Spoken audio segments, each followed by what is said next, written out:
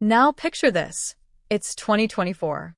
A teenage boy in Michigan is messing around with an old radio he finds buried in a box in his family's basement.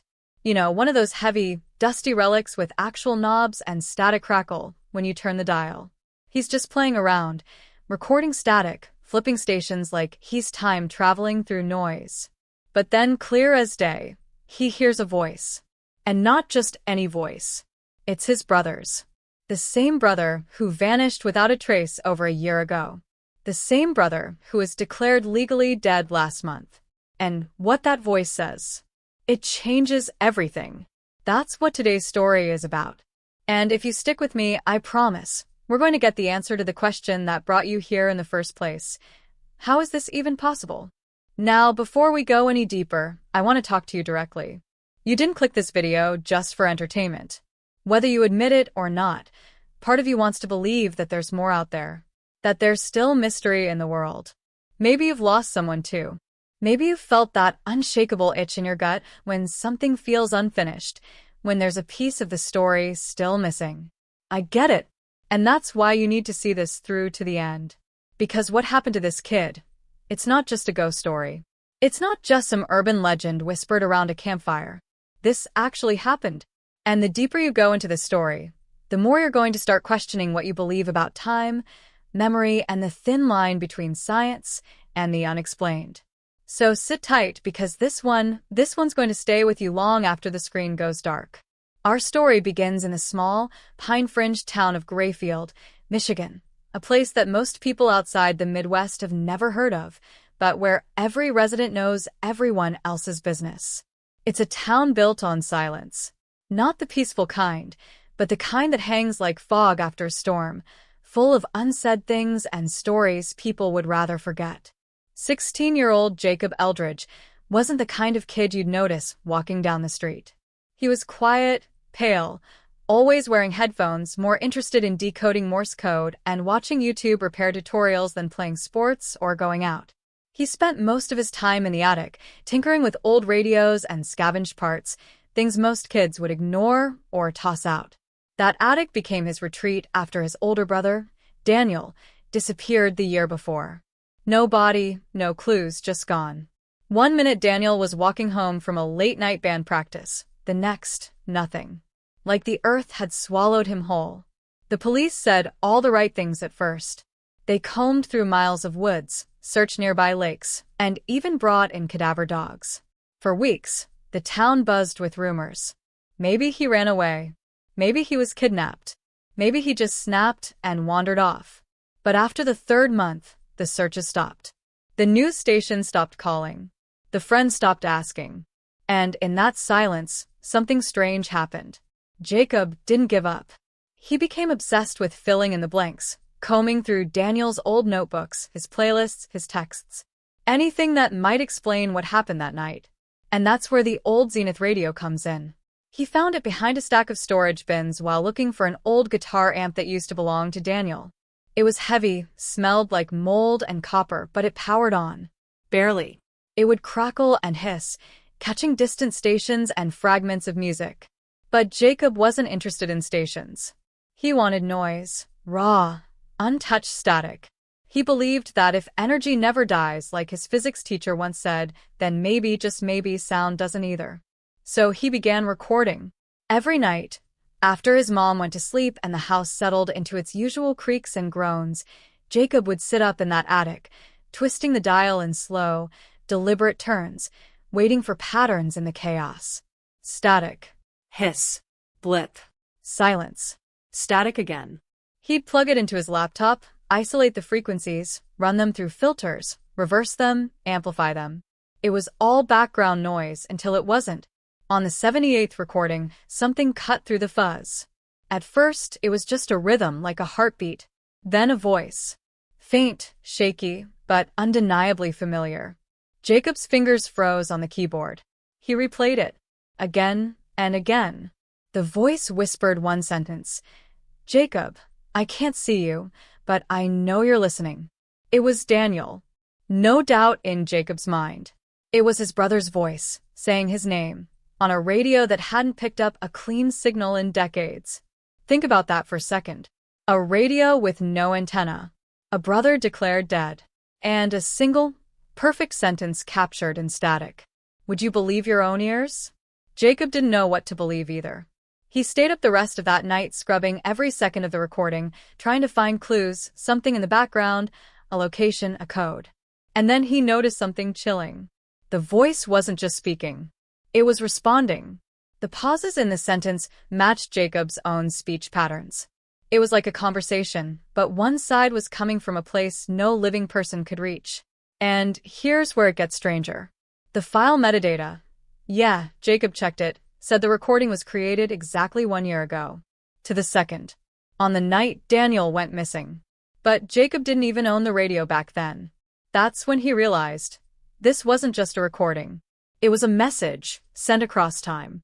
Now, I know what you might be thinking. Hoax. Technical glitch. Maybe Jacob just wanted attention. But here's the thing. Other people started hearing it too. He uploaded the clip anonymously to a Reddit thread about number stations and haunted frequencies, just looking for someone to help decode it. Within hours, dozens of users responded. Not just saying they heard it, but saying they heard different things. One guy from Oregon claimed the voice said his name instead of Jacob's. A woman in Texas swore she heard her missing daughter's voice, saying, "Mommy, I'm here." The thread was shut down the next morning. No explanation. No archived version. Just gone. But Jacob had screenshots.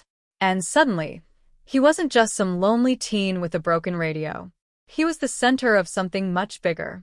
As Jacob dug deeper, he began uncovering other stories, scattered reports of missing persons cases connected to shortwave transmissions, mysterious signals on abandoned bands, even a declassified CIA project from the 70s that hinted at communication beyond standard dimensions. Call it fringe science, paranormal interference, quantum resonance, whatever name you slap on it, the truth was undeniable. Someone or something was trying to speak from the other side. But the real question wasn't how. It was why. Why now? Why Jacob? And if Daniel was still out there, where's he trying to reach from? The more answers Jacob found, the more questions emerged. He started noticing strange feedback loops in his room, his alarm clock blinking 3:33 a.m. every night, radios turning on by themselves, voices in his headphones that weren't in any track. And then one night, he received a second message. But this time, it wasn't just a voice. It was coordinates. A specific location. A stretch of forest 15 miles outside of town, an area the search teams had already cleared months ago. Against all logic, Jacob knew he had to go there. What he found hidden beneath the frozen ground would break open everything. And it's the reason you're watching this video right now. But before we get there, I need you to understand just how deep this rabbit hole goes. Because what started as a lonely teen chasing static turned into a full-blown investigation, one that involved encrypted transmissions, hidden journal entries, and a discovery that challenges everything we think we know about time, death, and the limits of technology. And trust me, the twist that's coming? You won't see it coming. Because when Jacob dug up the spot where those coordinates pointed, when he found what the message led him to, it wasn't just a clue. It wasn't a piece of clothing. It wasn't a phone or a photo or a buried box. It was something no one, not even Jacob, was prepared to find. Jacob Eldridge hadn't been the same since the night Daniel disappeared. To the outside world, he seemed like any other kid trying to cope, quiet, distant, maybe a little strange, but who wouldn't be after losing their older brother like that? The school counselor said he was going through complicated grief, his mom called it just a phase, and his teachers gave him space, maybe too much. But what no one knew, not even his closest friends, was that Jacob had become obsessed. Not in a wild-eyed, conspiracy theorist kind of way, but with a cold, determined intensity. He filled notebooks with timelines, pinned maps to his bedroom walls, and color-coded a spreadsheet of every known police detail and sighting that had ever been mentioned about Daniel. When you lose someone without answers, your mind starts to chew on possibilities like a dog on a bone, and Jacob couldn't stop. Especially not when little things started happening, too subtle for anyone else to notice, but too specific for him to ignore. Like Daniel's favorite hoodie showing up in the laundry bin one morning, even though Jacob had searched the entire house months earlier. Or the Spotify account that had been dormant since Daniel vanished, suddenly playing a song they used to listen to together at 3:33 a.m. No one else believed it meant anything, but Jacob did. He had isolated himself more and more over the months, even from his best friend, Mason, who had been like a brother ever since kindergarten. Mason tried to help at first, showing up with fast food and trying to distract Jacob with gaming sessions and dumb YouTube challenges, but eventually even he gave up. "You gotta let it go, man," he had said during their last real conversation. "He's gone. "This is just messing you up." But Jacob couldn't. Not when everything inside him screamed that Daniel was still out there, somewhere. The strange radio recordings only confirmed what he already felt, that his brother wasn't dead. That someone didn't want the truth to come out. And maybe, just maybe, Jacob wasn't supposed to be alive either. The woods outside Grayfield had always had stories around them. Whispers of people getting lost, of lights flickering between the trees, of unmarked trails that seemed to change every time someone walked them. Local kids called it the Fade, a place where compasses spun and phone batteries drained like sand slipping through fingers.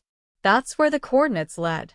And on the night Jacob finally gave in to the pull and made his way into the woods, the cold hit differently. It wasn't just wind, it was weight. Like something didn't want him there. He brought a flashlight, the radio, and a printout of the coordinates. It took nearly 2 hours, but eventually, Jacob reached the clearing, a place with no signal, no birds, no sound. Just silence. The kind that presses against your ears like water when you're too deep underwater. At first, he thought the ground was just frozen solid. But as he started clearing away leaves and branches, he found something odd, a circle of dirt that had clearly been disturbed, but not recently. It was as if someone had buried something and nature had tried to erase the evidence. He started digging with his hands, fingers numb, heart pounding. What he uncovered wasn't large, but it was enough to make him fall backward in the dirt. A shoebox. Old, water-damaged, duct-taped shut. Inside, wrapped in plastic, was a series of Polaroids, some of Daniel, some of Jacob, but all of them looked staged, unnatural. As if someone had been watching them from the shadows.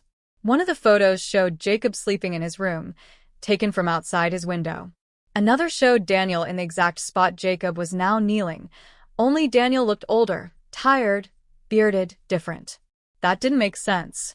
Daniel didn't have a beard when he vanished. The box also contained a single, handwritten note. It wasn't signed, but it said, "You were never supposed to find this." He's not lost. He was taken. So were the others. That's when Jacob started looking at things differently.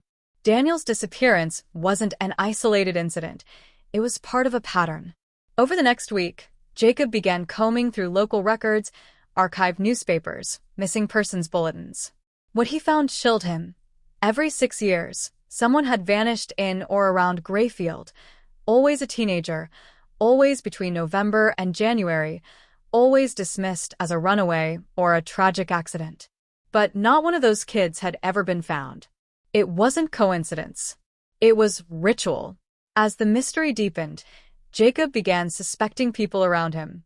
His science teacher, Mr. Harrow, who had once been a military radio tech and took an unusual interest in Jacob's recordings.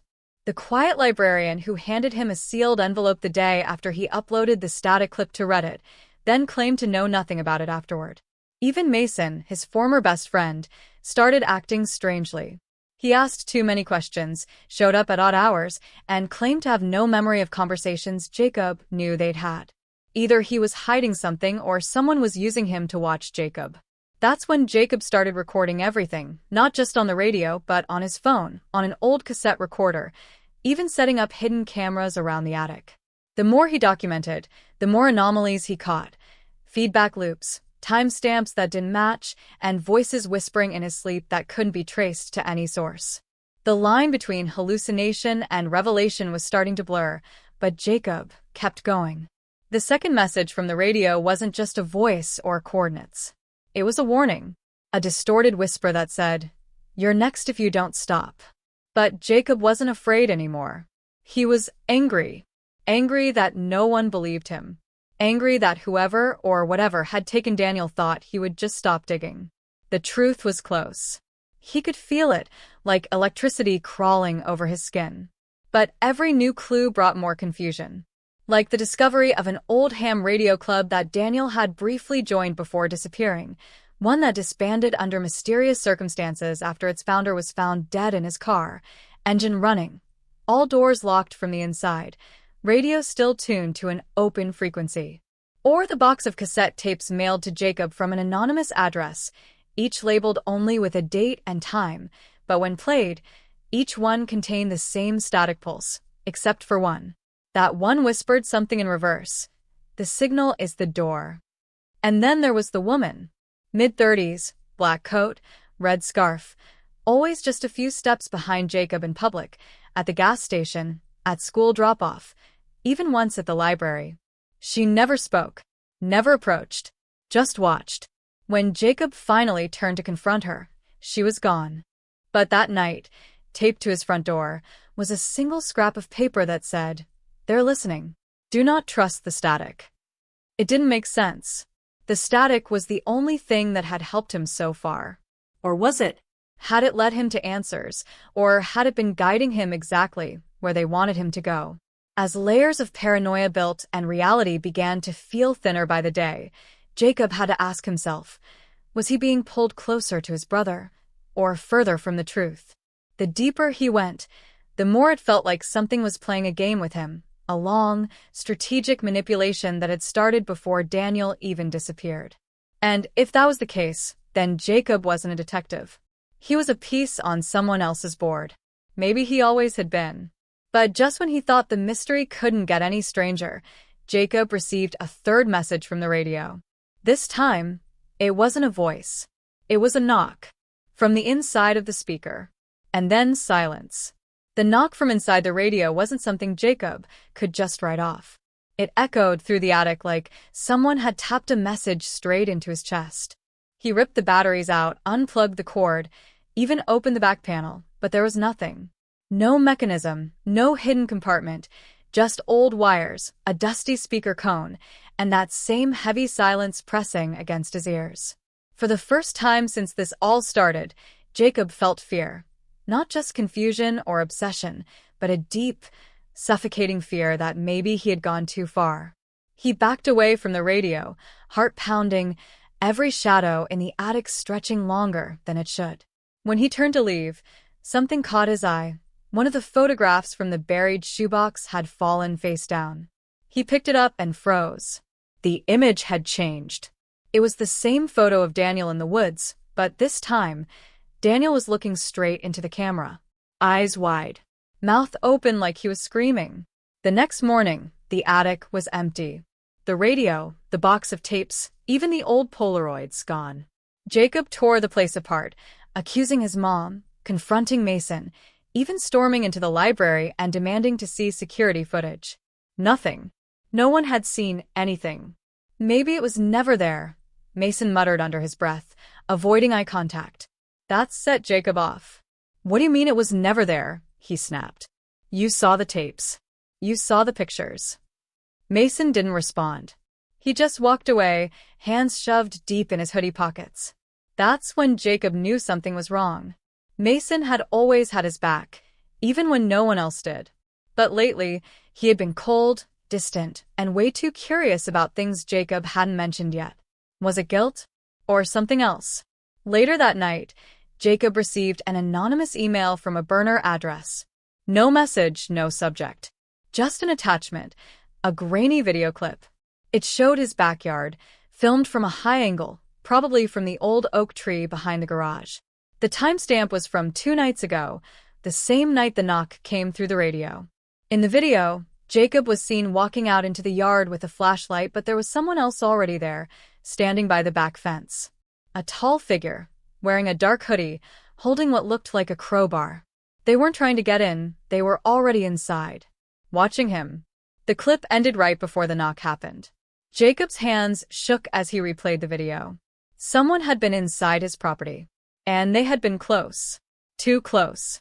Still reeling, Jacob turned to the one person he thought might actually help. Mr. Harrow, his science teacher. It was risky. Harrow was eccentric and a little intense, but he had once spent years working with military signal encryption, and he seemed to understand radio frequencies in a way no one else did. Jacob met him after school under the guise of a science project, and when he explained what had happened, Harrow didn't laugh. He didn't question Jacob's sanity. Instead, he stared silently for a long time before saying, "There are places signals aren't supposed to reach. Places where something else answers back." Harrow told Jacob about the midnight bandwidth, an unofficial term for radio signals that bounce between unused military channels late at night. He claimed that sometimes these signals picked up more than just feedback. "Some call it dead air," he said. "But it's not dead. It's listening." Jacob asked if Harrow could analyze the original static recordings. Harrow agreed, but only under one condition. "If I find something you don't want to hear, you stop digging. Understand?" Jacob hesitated, then nodded. The next day, Harrow was gone. No call. No class. Just a note on the school door saying he had taken an indefinite leave of absence. Jacob rushed to his house, but the windows were covered, mailbox overflowing. The neighbor said he moved out overnight. That didn't make sense. Harrow had no family, no real friends, no reason to vanish without a word. Unless someone made him disappear. More desperate than ever, Jacob turned back to the tapes. He still had one. The last one he hadn't listened to yet. It had no label, just a single etched mark on the side. An X. When he played it, there was no static. No voices. Just a low hum, and then a click. A soft, mechanical click, like a tape recorder being stopped. Then a voice. It was Daniel's, but different. Slower. Measured. Like he was trying not to panic. "If you're hearing this, you found the box. Good. That means they haven't taken you yet. But listen, everything they told you about me is a lie. The camp, the accident, all of it. I was never missing. I was hidden. They made me hide." Then the tape cut off. No explanation. Just that one chilling statement. Suddenly, Jacob remembered something. There was no camp. That story was only mentioned once, months ago, by Mason. When the police couldn't find Daniel, Mason had suggested maybe he ran away to some old camp he used to talk about. But Daniel never went to camp. Not once. Jacob would have remembered. So, how did Mason know? Unless someone told him to say it. The betrayal hit like a punch to the gut. Was Mason involved? Was he just being used? Or worse, was he part of whatever took Daniel in the first place? Jacob didn't want to believe it. But he couldn't shake the growing doubt. The flickers of strange behavior. The way Mason always showed up right after something major happened. Maybe he was protecting Jacob. Or maybe he was keeping tabs on him. But before Jacob could confront Mason, a package arrived on the front porch. No return address. Inside was a single object, Daniel's old wristwatch, caked with dirt, its hands stopped at exactly 3:33. Taped to the back was a small slip of paper. Just one line, written in smeared ink. "He's alive. But not for long." Jacob stared at the watch, still ticking faintly in his hand, long after the hands had stopped. The note that came with it, "He's alive. But not for long," was burned into his brain, impossible to shake. Every instinct screamed that this wasn't a prank. This wasn't a trick. Someone knew where Daniel was. Someone was watching. And worse, they wanted Jacob to know it. But the more he tried to trace the package, to find fingerprints or shipping info, the more it felt like a ghost had delivered it. No security cameras picked up the drop. His mom never heard the door. It was as if the box had just materialized, like a threat whispered in his ear and left behind to haunt him. He knew he had to tell someone, but after what happened with Mr. Harrow and the way Mason was acting lately, Jacob wasn't sure who he could trust anymore. So he made the only decision he could. He locked the watch and note in his backpack and went back to school like nothing had happened. If someone was watching him, he couldn't let them know he was scared. That same day, something strange happened in Ms. Denning's fourth period history class. Lena, the quiet girl who sat 2 rows behind Jacob, fainted. No warning, no sign she was sick, just dropped like a puppet with its strings cut. When she came to, she was pale and shaking, eyes wide with fear. But what really got Jacob's attention was what she said while the nurse rushed in and everyone circled around her. "The trees are watching," she whispered, barely audible. "They said he's not buried. He's beneath." Most of the class dismissed it as nonsense, just delirium from hitting her head. But Jacob froze in place. Those words, not buried, beneath. He'd heard something eerily similar on one of the distorted radio clips before it was mysteriously deleted. That couldn't be a coincidence. Later that evening, unable to ignore the nagging feeling that Lena might know something, Jacob found her outside the school near the bike racks, alone and fidgeting with a cracked phone screen. He approached cautiously, unsure how to bring it up without sounding completely insane. To his surprise, Lena spoke first. "You've been hearing him too, haven't you?" she said, without looking up. In the static. In the hum. Jacob felt the hairs on his neck stand up. He nodded slowly, and she finally turned to face him. Her voice was low, urgent. "I got something too. A tape. Slipped in my locker last week. I thought it was a joke at first until I played it and..." She trailed off, then pulled out a small tape recorder from her bag. "You need to hear it." The recording was short. Roughly 20 seconds. And though it was distorted, Jacob would never mistake that voice. It was Daniel. "Don't trust the shadows," he said. "They walk like us. Sound like us. But they're not. And whatever happens, don't let her dig."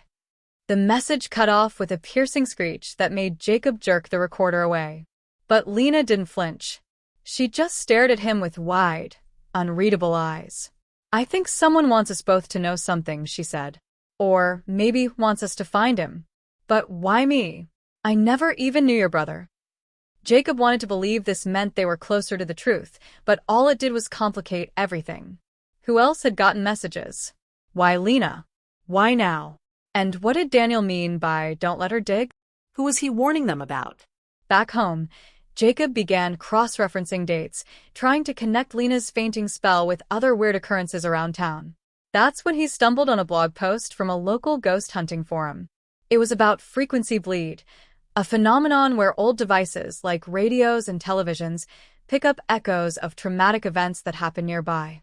The most recent post was from just 3 weeks ago. Someone claimed their daughter had started speaking in voices not her own after listening to static from a vintage ham radio her grandfather restored. The user?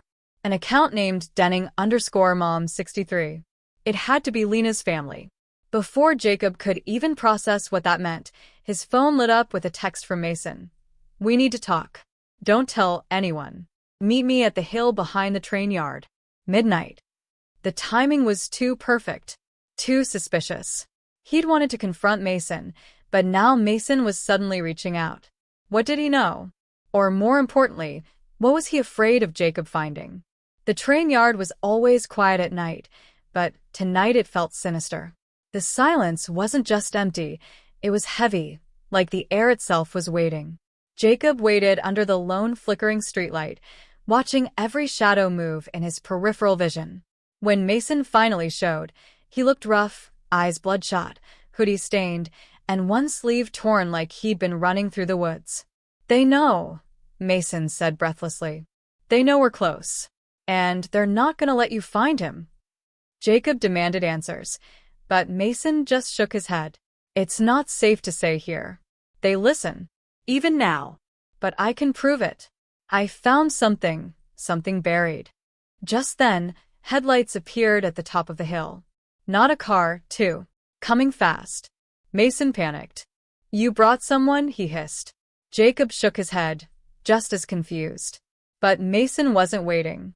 He threw something into Jacob's backpack, a small notebook, frayed and dirt-stained, then took off running into the brush. The car screeched to a halt, doors flew open, and figures in dark jackets poured out, flashlights sweeping the yard. Jacob didn't wait to see who they were. He ran in the opposite direction, heart slamming in his chest, ducking behind boxcars and hopping fences until he was blocks away. Only once he was safely home, hidden beneath his blankets with the bedroom door locked, did he open the notebook. It was Daniel's journal. The last few entries were erratic, scrawled in different inks, some pages smeared with something reddish-brown. One page stood out, written in all caps. They weren't after me. They were after her. I saw what she did. She lied. There was no name, no context. But beneath those words, circled over and over in dark ink, was one phrase that made Jacob's blood run cold. She's still at school. Jacob didn't sleep that night, not really. He lay wide-eyed beneath the covers, gripping the journal with numb fingers, the inked words burning into his mind. She's still at school. The statement looped over and over like a cursed echo, each time feeding his unease. The terrifying part wasn't the idea that someone dangerous was nearby. It was the fact that Daniel, wherever he was, had written those words while clearly unraveling, and somehow he'd made that moment of panic matter. It felt deliberate, like a warning meant for Jacob alone. The sky had only just begun to pale with the first traces of morning when Jacob made up his mind. He had to confront Lena. Not out of suspicion, not yet, but because if there was even a sliver of truth in Daniel's words, he had to know what she wasn't telling him. But Lena wasn't at school. Not in class, not at lunch, not anywhere. No one had seen her since the previous afternoon. When Jacob checked in with the front office, the secretary offered a tight, distracted smile and said her parents called her out sick. Except they didn't.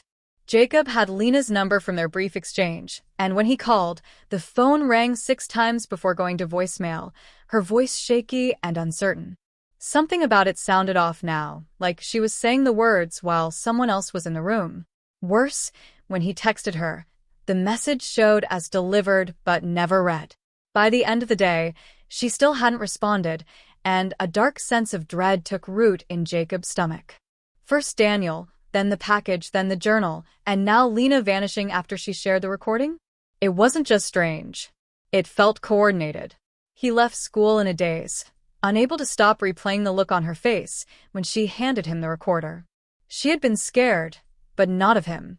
She was scared of something else, something she hadn't had time to explain. Jacob's phone buzzed as he walked, and he grabbed it instinctively, hoping it was her. But it wasn't Lena. It was a new number. No name. Just one message. You shouldn't have opened the notebook. He froze in place on the sidewalk, the breath leaving his lungs in a sharp exhale. He looked around. Nothing but the rustling leaves and the faint hum of power lines. But the feeling of being watched was suffocating. He deleted the message, fingers trembling, and forced himself to keep walking. Maybe it was a prank. Maybe someone saw him with Mason and decided to mess with him.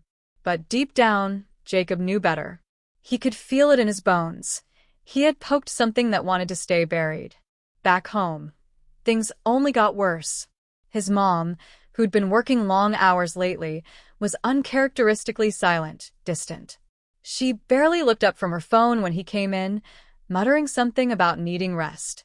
It wasn't like her. She always asked about his day, made sure he'd eaten, tried too hard to stay connected.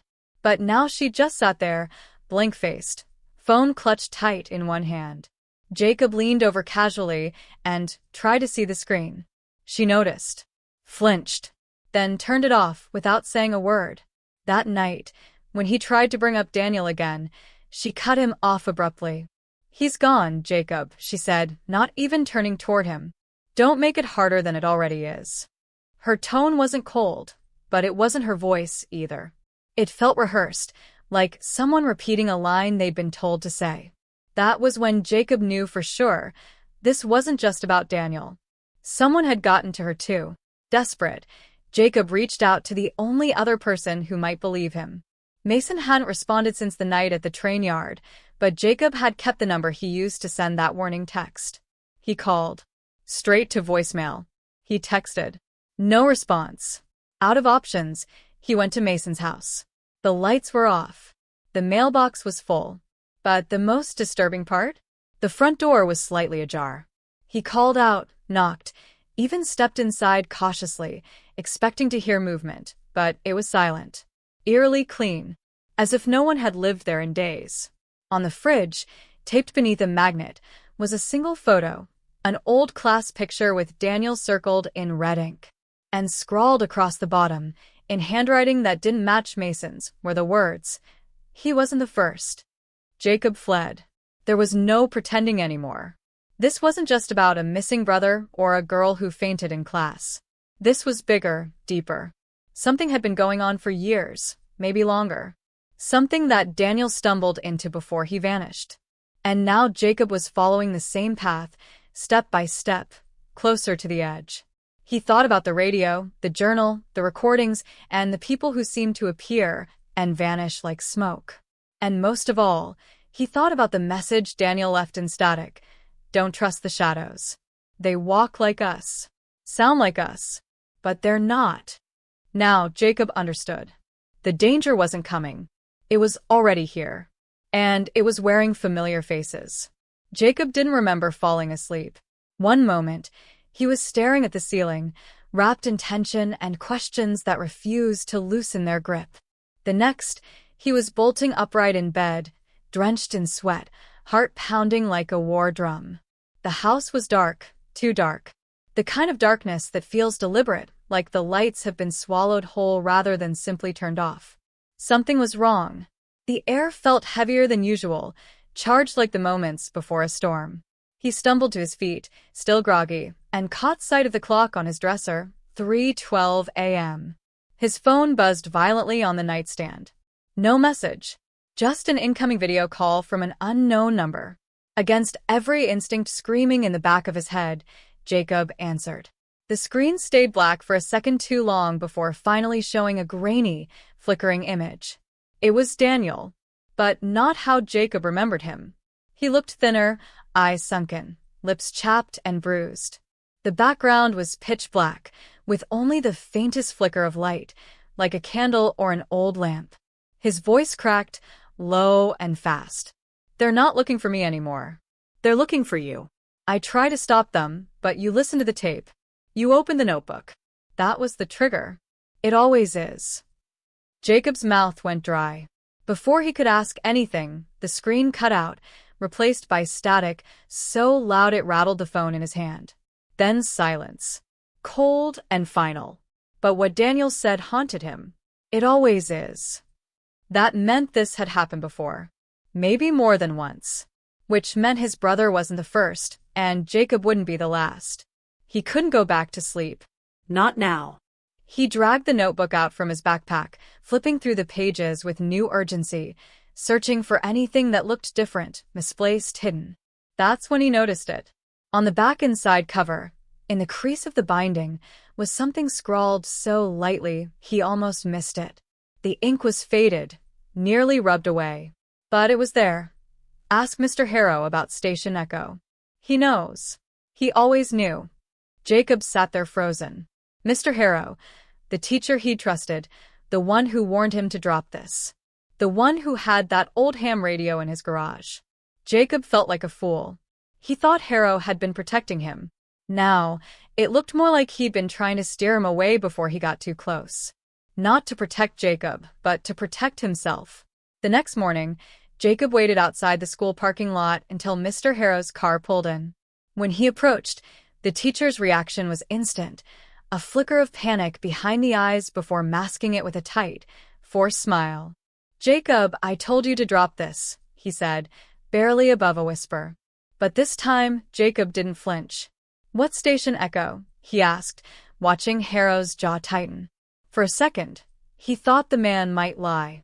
But then Harrow glanced around the lot, pulled Jacob aside near the edge of the gym, and whispered, "I never meant for you to find it.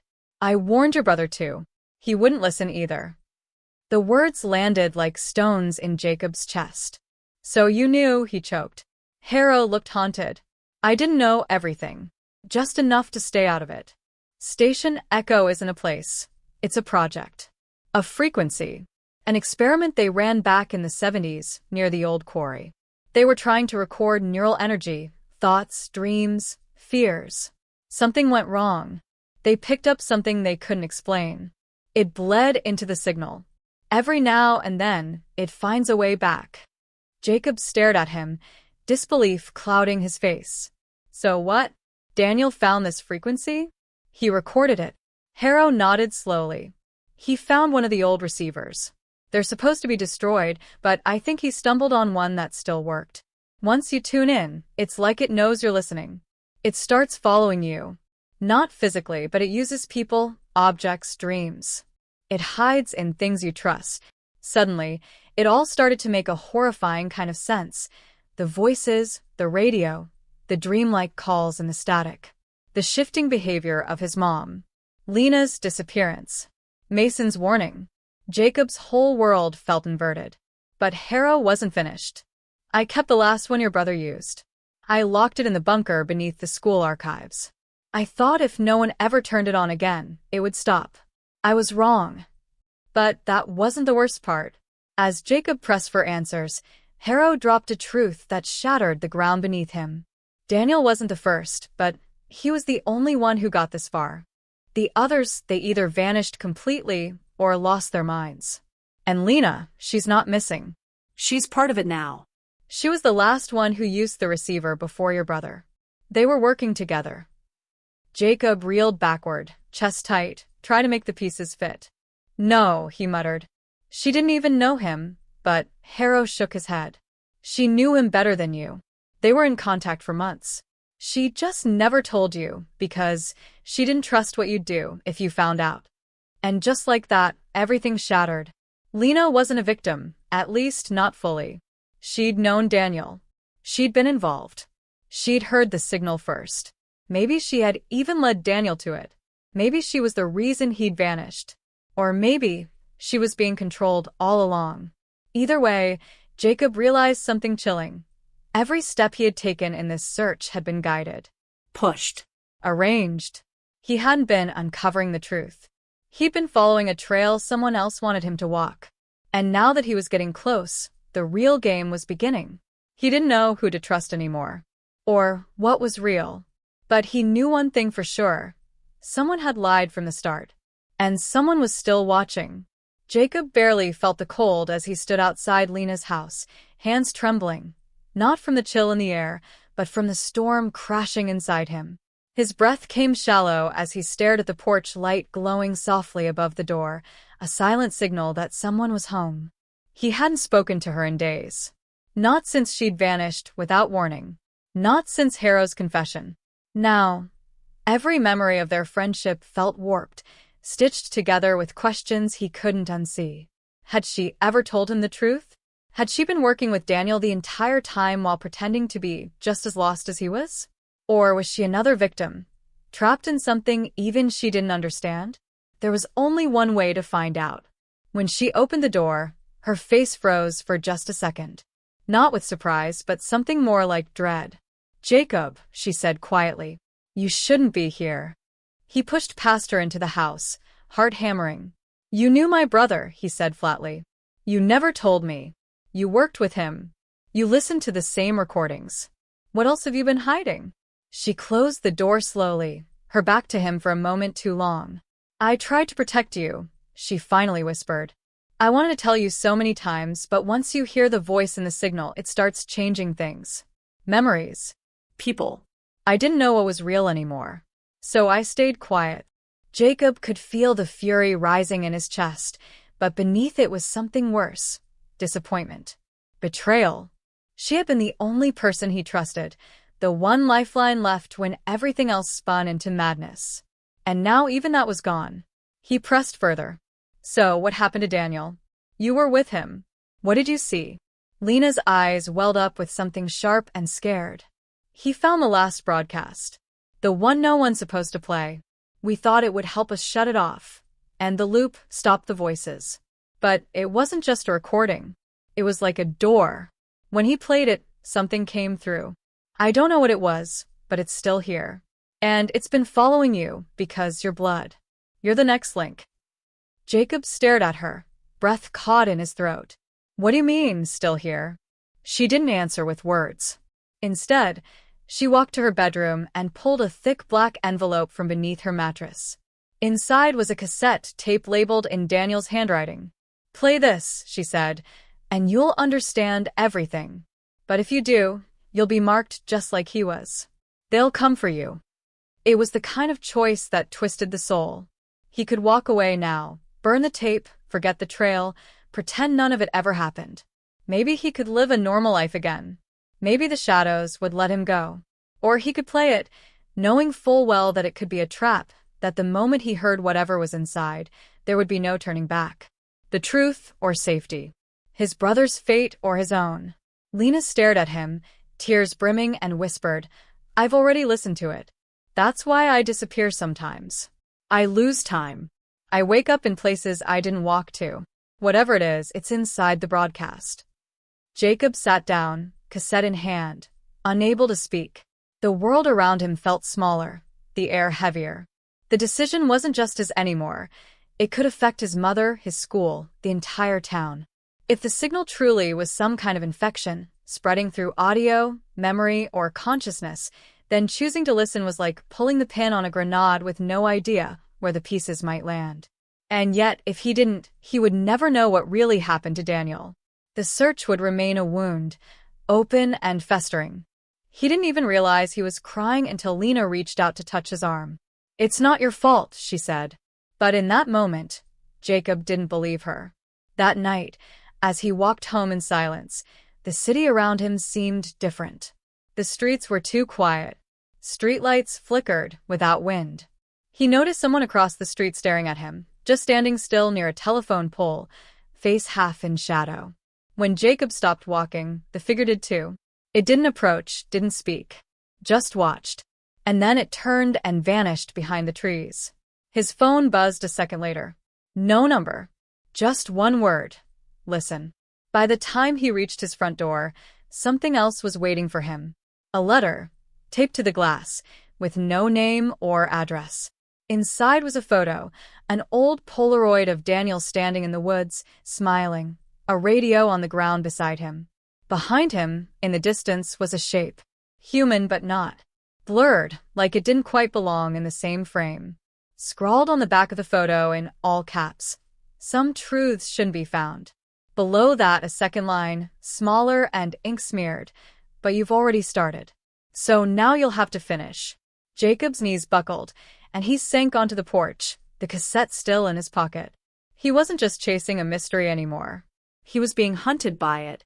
And someone out there, someone watching, was making sure he never stopped running. It happened the morning after the photo appeared.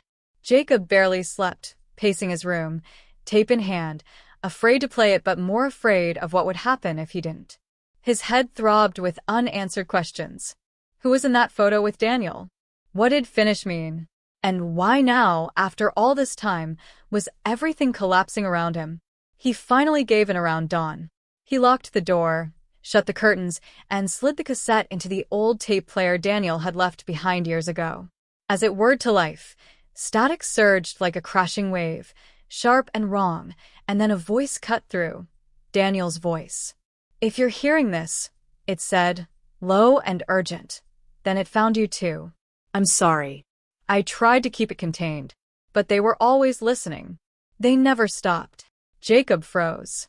His brother's voice was older, more strained than he remembered, like something had drained the life from it. "It's not just one transmission," the message continued. "It's a network. They broadcast through different frequencies, always shifting. Anyone who listens too long gets tagged, tracked. And it's not just voices in the static anymore. It's people, real people, teachers, Cops. neighbors. You think you know them, but once you hear the broadcast, they change. Some help it spread. Others just disappear." Jacob's blood ran cold. He hit pause, heart racing. He thought about Mr. Kelman from school, who'd vanished mid-semester, and no one asked why. About Officer Ramirez, who used to patrol their block and suddenly transferred without saying goodbye. And Lena, how she'd lose hours, black out, forget where she'd been. It wasn't just some ghost story. It was systemic. Wide. It had reached into every part of his life. And that's when he knew his mom. She'd been acting strange lately, forgetting things she never would, leaving the radio on in the kitchen, even though she hated noise. And last week, he'd found her staring out the window long after midnight, mumbling something under her breath. "Mom," he whispered, the thought hitting hard. Could she have heard it too? Could she be one of them? The front door slammed downstairs, snapping him out of the spiral. He rushed to hide the tape. As he came down, He heard her voice. "Jacob? Are you up?" He answered too quickly. "Yeah, just got up." Her eyes were kind, her smile normal, but something in her gaze made him flinch. It was like she was watching him too closely, waiting for a slip. "You okay?" she asked. "You've been distant lately." Jacob nodded, trying not to let his fear show. "Just tired. School stuff." She smiled, but it didn't reach her eyes. "Well, you know I'm always here if you need to talk." Then she did something that chilled him to the bone. She turned up the kitchen radio. Just a bit.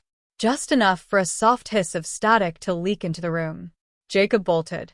He needed answers now. Not later. He called Lena. No answer. He tried Harrow, but the line was dead. Desperate, he ran to the one place he hadn't checked, the basement of the old school library. Daniel used to spend hours there digging through archive recordings. If this signal had a source, that was where it started. When he got there, dust hung heavy in the air. The lights flickered weakly overhead. He followed the winding halls down into the back stacks, toward a locked room Daniel had once called the vault. It wasn't on any map, and only one key opened it, Daniel's, which Jacob still had on his keyring. The door creaked open, and Jacob stepped into darkness. Shelves lined the walls, filled with labeled reels, tapes, old radio logs going back decades. In the middle of the room sat a rusted console, more wires than metal, still humming. He barely had time to look before he heard footsteps. Fast. Closing in. He hid behind a shelf just as someone entered. Not Lena. Not his mom. Harrow. But something was off. His eyes were glassy. His hand trembled as he reached for one of the tapes on the table. "He's seen too much," Harrow said into a small recorder. "We'll have to activate the failsafe." Jacob's breath caught. Failsafe? Activate? What did that even mean? Then Harrow turned, and for the first time, Jacob saw a small device behind his ear, like an implant, blinking faintly. It wasn't just the static. It wasn't just the radio. It was tech. Somehow the signal wasn't just supernatural. It was being weaponized, controlled, broadcast like a virus. And Harrow, who Jacob trusted, who acted like he cared, was part of it. A handler. Maybe more. When Harrow left, Jacob didn't move. He couldn't. His whole world had flipped. The signal wasn't a curse. It was a system. Engineered. Deployed. And worse, Daniel hadn't just disappeared. He'd found out the truth and got silenced for it. Jacob realized, with a jolt of panic, that he might be next. The tape he had, the message, even the photo, none of it was safe anymore.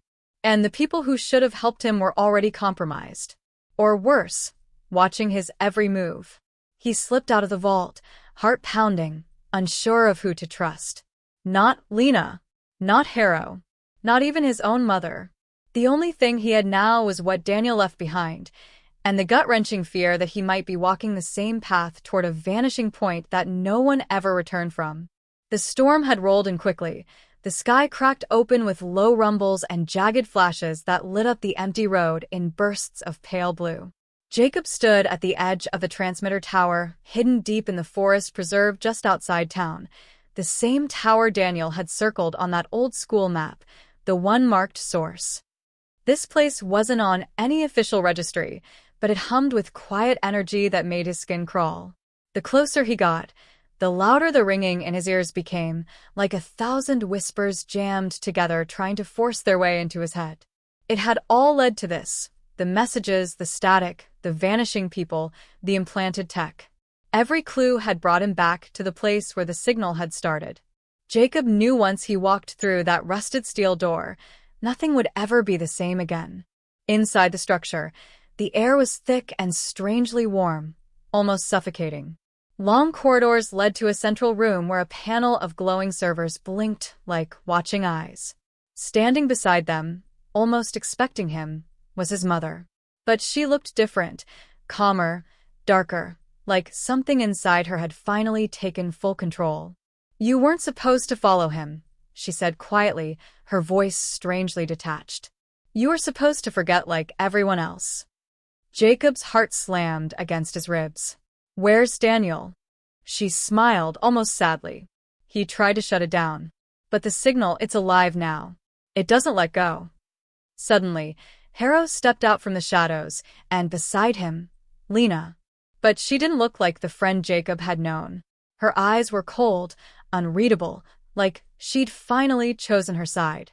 It wasn't about Daniel, Harrow said, gesturing to the humming core. It was about what he discovered. This signal isn't just sound. It's influence. Control. A kind of mind-mapping broadcast developed during the Cold War. They thought it was too dangerous. Buried it. But someone revived it. Your brother uncovered the test site. He paused. And now, so have you. Jacob's mind raced. The signal hadn't come from some haunted radio. It was a buried psychological experiment designed to reprogram behavior on a mass scale. Every static-laced message, every missing person, it had all been a side effect of exposure. And his mother, she hadn't been possessed. She'd been programmed.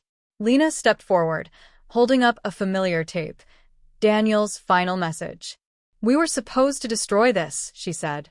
But we kept it, in case you needed convincing. She popped it into the central console. Jacob tried to stop her, but it was too late.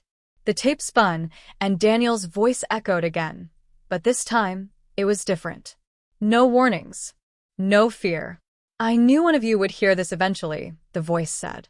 But if it's Jacob, you have to do what I couldn't. The system works because people don't question it. But you did. And that makes you dangerous.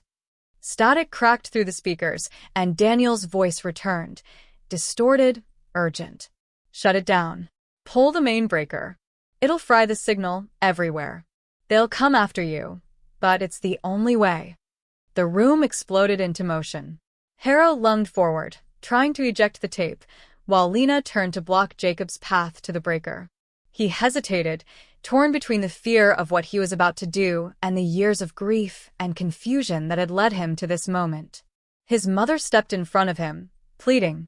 If you shut it off, they'll wake up, but they won't remember anything. It'll be chaos. Everyone will think they've gone mad. You could break people. Jacob looked into her eyes, still flickering between control and consciousness, and saw something else buried deep down. Regret. He realized then she was still in there. Trapped. Fighting. So he made his choice. He shoved past Lena and sprinted to the main terminal. Harrow screamed something behind him, but Jacob was already gripping the breaker lever. He yanked it down with both hands. Everything went dark. For a full minute there was nothing. No sound. No lights. Just silence. Then, faintly, from the far end of the hall, came a sound Jacob hadn't heard in years. A soft, broken cough. A familiar voice. Jake. Daniel. Alive. Weak, but alive. Jacob ran to him, and through the smoke and failing lights saw his brother slumped against a wall, dazed but conscious. His voice cracked. They locked me in the far chamber. Said I was infected, but I never heard the full signal. I built a block. Kept it from sinking in. Jacob pulled him up, eyes stinging. I thought I lost you. Daniel smiled faintly. You almost did. But as they reached the exit, a low mechanical hum reignited beneath their feet. The signal tower, despite the destroyed server, wasn't dead. One of the backup nodes, one Daniel didn't know existed, began booting up. Harrow, bloodied but breathing, leaned against a console with a sick smile. You think it ends here? This is just a relay. There are others. You just woke them. Jacob and Daniel locked eyes. Outside, sirens blared. Someone had triggered the failsafe. And overhead, a drone circled through the storm, its lens aimed directly at them, streaming everything back to whoever had built the system in the first place. And then, as they slipped out into the storm, a new sound crackled over a nearby handheld radio. Not static. Not Daniel. A voice they didn't recognize, whispering just 3 words. Next target locked. The following morning came with a strange stillness. The kind that follows a long, violent storm.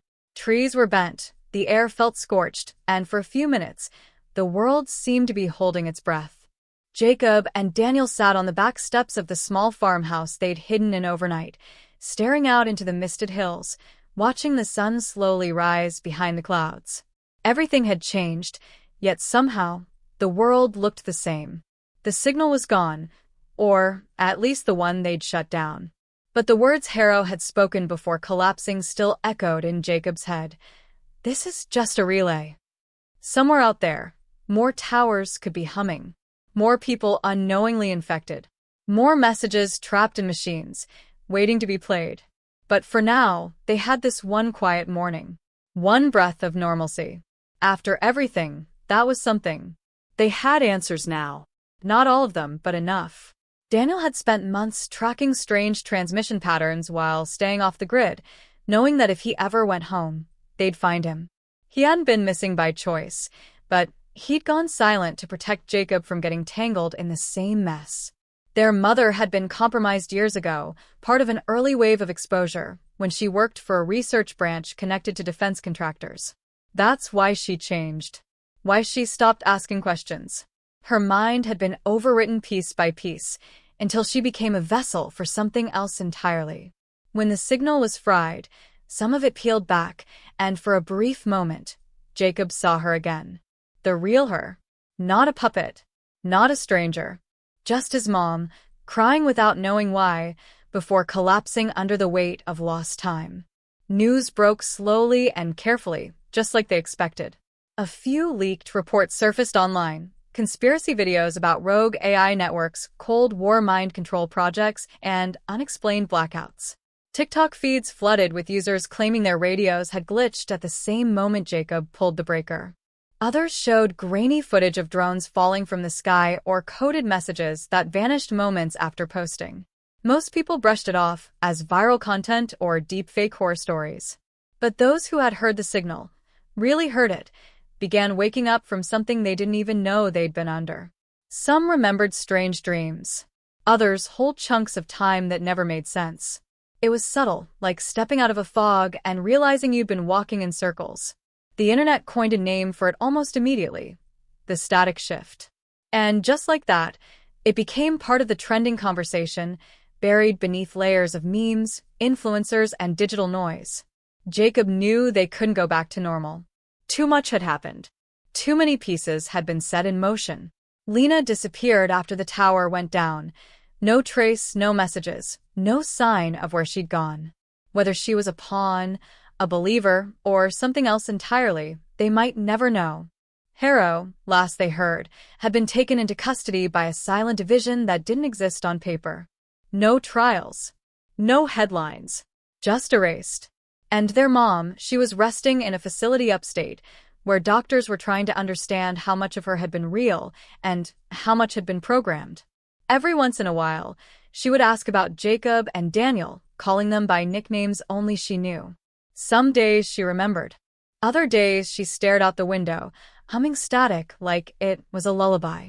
And yet, despite everything, there was peace in finally understanding the truth. Jacob kept the old radio, the one where the first message came through, locked in a safe under his bed. He didn't turn it on. Not anymore. But he couldn't bring himself to destroy it either. It was a reminder of what they'd been through, of how something as simple as a strange noise on an outdated device had pulled him into a conspiracy that reached further than he ever imagined. Sometimes, late at night, he'd hold it in his hands and wonder what would have happened if he'd just ignored the sound, if he hadn't been curious enough to press record.